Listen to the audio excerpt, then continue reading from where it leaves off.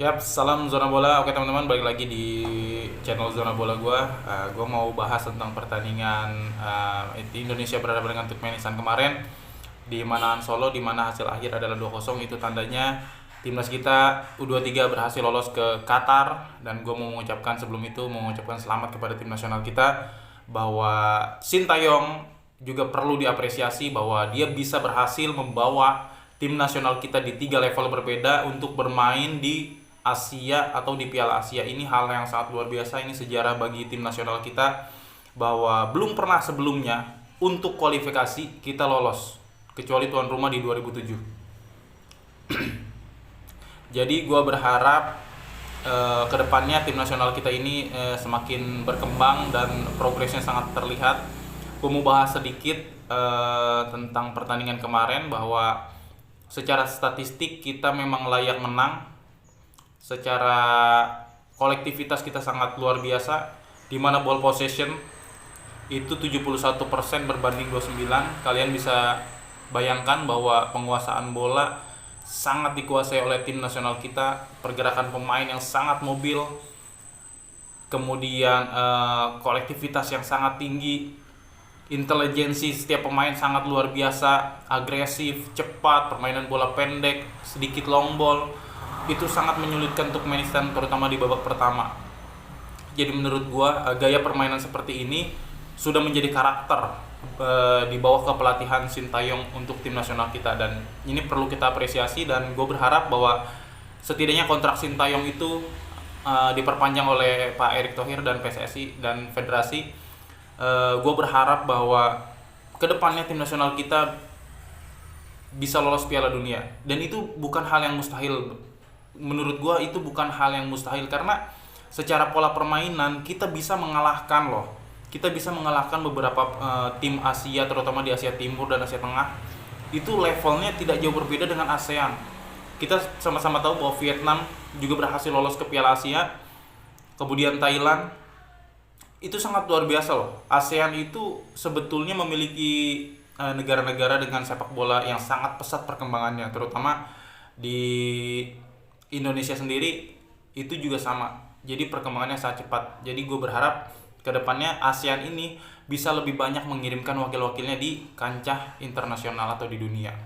Oke guys, kita masuk ke pembahasan tentang pertandingan kemarin malam, di mana ternyata Sintayong merubah beberapa pemain, terutama di striker. Dia pasang Hoki Caraka, tapi menurut gue is okay, nggak ada masalah, karena tidak merubah begitu signifikan gaya permainan tim nasional yang sama-sama kita tahu.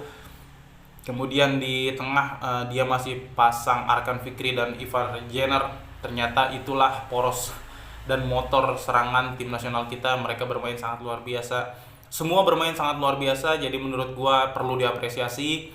Ini perlu kita perlu bangga, dan kita pantas untuk merayakan ini, karena untuk pertama kalinya Under 23 lolos ke Piala Asia dengan jalur kualifikasi.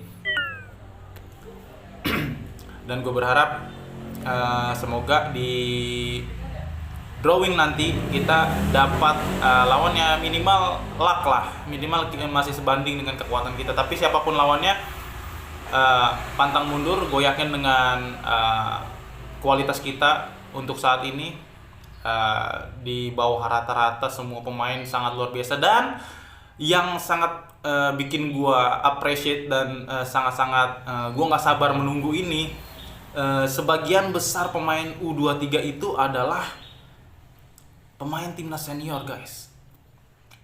Jadi gue punya keyakinan bahwa beberapa pemain yang ada di Under 23 ini kemungkinan besar akan Sintayong bawa untuk memperkuat timnas senior.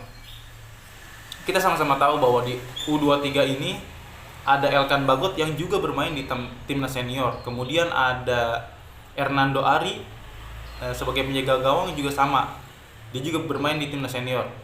Kemudian ada di bek kanan, bek tengah maksud gua, itu ada Rizky Ridho, kapten tim. Kemudian di sebelah kiri Arhan Pratama sudah pasti akan diboyong atau dibawa oleh Sintayong untuk memperkuat timnas senior. Kemudian di tengah Jenner yang juga sama, dia juga kemarin sudah melakukan debutnya di timnas senior. Kemudian Arkan Fikri meskipun belum masuk ke timnas senior, tapi secara skill dan permainan, secara visi bermain, dia sudah sangat layak bermain di timnas senior, mendampingi Elkan Bagot di tengah.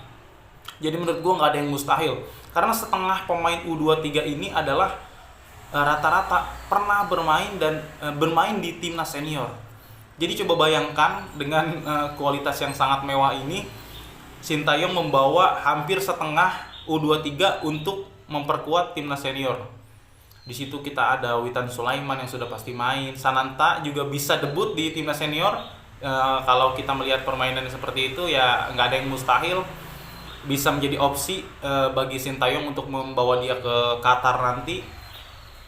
Jadi gue sangat bangga dan senang bahwa timnas kita bisa lolos di 3 level yang berbeda, U20, U23, kemudian di timnas senior kita main di Asia semua. Dan siap-siap tim Asia lain, jangan pernah meremehkan Indonesia karena kita sudah membuktikan itu. Gue berharap kita khusus di U23 ini, karena di timnas senior kita sudah tahu bahwa kita akan bertemu Jepang, Irak, dan Vietnam yang sama-sama kekuatannya sudah sama-sama kita ketahui. Tapi di U23 ini gue berharap drawing akan sedikit lebih menguntungkan kita. Gue berharap ke itu sih. Jadi biar kita itu ada chance untuk lolos ke babak gugur.